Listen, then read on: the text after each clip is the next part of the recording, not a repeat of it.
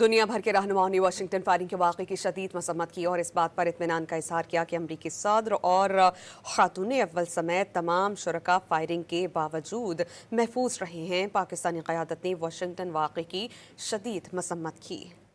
پاکستانی قیادت نے واشنگٹن واقعے کی شدید مذمت کرتے ہوئے اظہار افسوس کیا۔ صدر آصف علی زرداری اور وزیر اعظم شہباز شریف نے امریکی صدر ڈونلڈ ٹرمپ اور خاتون اول کے محفوظ ہونے پر اطمینان کا اظہار کیا اور واقعے کو دہشت گردی کا گھناؤنا عمل قرار دیا۔ کینیڈا کے وزیر اعظم مارک کارنی نے واضح کر دیا کہ جمہوریت میں سیاسی تشدد کی کوئی جگہ نہیں۔ انہیں خوشی ہے کہ تقریب کے تمام شرکاء واقعے میں محفوظ رہے۔ جاپانی وزیر اعظم نے واقعے پر تشویش کا اظہار کرتے ہوئے امریکی قیادت کے لیے نیک تمناؤں کا اظہار کیا۔ یورپی یونین نے ٹرمپ کی موجودگی کے دوران تقریب میں فائرنگ کی شدید مذمت کی۔ صدر یورپی کمیشن نے اس امر پر اطمینان کا اظہار کیا کہ ڈونلڈ ٹرمپ اور خاتون اول سمیت تمام شرکاء محفوظ رہے۔ نائب صدر یورپی کمیشن کایا کالس نے بھی واضح کیا کہ جمہوریت میں سیاسی تشدد ناقابل قبول ہے۔ فرانسیسی صدر میکرون، اٹلی کی وزیر اعظم جارجیا میلونی، ترک صدر رجب طیب اردوان، برطانوی وزیر اعظم کیئر اسٹارمر سمیت دیگر یورپی ممالک نے بھی اظہار ہمدردی کیا۔ وینزویلا کی صدر ڈیلسی روڈریگر اور بھارتی وزیر اعظم نریندر مودی نے بھی نیک تمناؤں کا اظہار کیا۔ نیو یارک کے میئر زہران ممدانی نے کہا کہ سیاسی تشدد بالکل ناقابل قبول ہے۔ خوشی ہے کہ صدر ٹرمپ اور وائٹ ہاؤس کے نامہ نگاروں کے عشائیے میں موجود مہمان محفوظ ہیں۔ ریپبلکن اور ڈیموکریٹس ارکان نے بھی واقعے پر گہرے دکھ کا اظہار کیا۔